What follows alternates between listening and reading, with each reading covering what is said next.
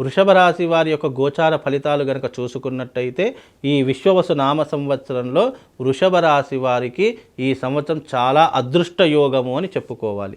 ఎందుకు అంటే గనక గత సంవత్సరం వీళ్లకు చాలా గడ్డు కాలం నడిచింది. దానితో పోల్చుకుంటే ఈ సంవత్సరము అదృష్ట యోగము, పట్టిందల్లా బంగారం అవుతుంది. అలాగే చేసే కార్యమునందు విజయం చేకూరుతూ ఉంటుంది. ఈ సంవత్సరం మీకు విద్యా అర్హత కలుగుతూ ఉంటుంది. చక్కనైనటువంటి జీవితాన్ని అనుభవించేటటువంటి పరిస్థితులు ఉంటాయి. ఉద్యోగం లేనటువంటి వారికి ఉద్యోగ అవకాశాలు కలుగుతూ ఉంటాయి. వీలైనంత వరకు ఈ సంవత్సరము మీ జాతకము చాలా అద్భుతంగా ఉంది అని చెప్పుకోవచ్చు. ఎందుకంటే ఈ సంవత్సరము వృషభ రాశి వారికి మనోధైర్యం పెరుగుతుంది, పని మీద శ్రద్ధ పెరుగుతుంది. ఈ సంవత్సరము కార్యజయము కలుగుతుంది. మీరు ఏ రంగంలో రాణించినా ఆ రంగంలో మీరు విజయం సాధించేటటువంటి లక్షణాలు ఏర్పడతాయి. ముఖ్యంగా రాజకీయ నాయకులు పదవి ఉన్నతి లభిస్తుంది. పదవి లేనటువంటి వాళ్ళకి పదవి లభిస్తూ ఉంటుంది.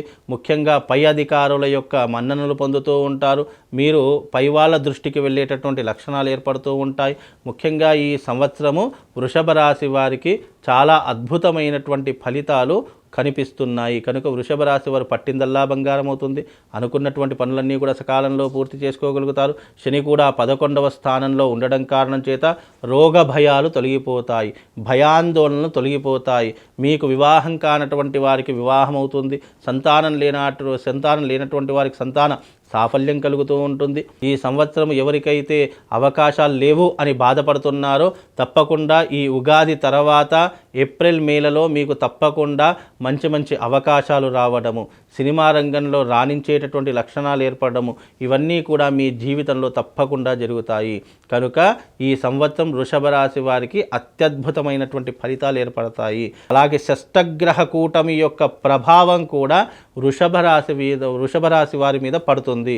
కనుక ఆ రోజున గ్రహణ సమయం కూడా సంపూర్ణమైనటువంటి సూర్యగ్రహణం సమయంగా కూడా ఆ రోజున అవభృత స్నానము, అరిష్ట నివారణ తంత్రయాగము, అలాగే స్వామివారి యొక్క ప్రసాదంగా ఒక శివశక్తి స్ఫటికలింగం కూడా ఆ రోజున మీకు అందించడం జరుగుతుంది.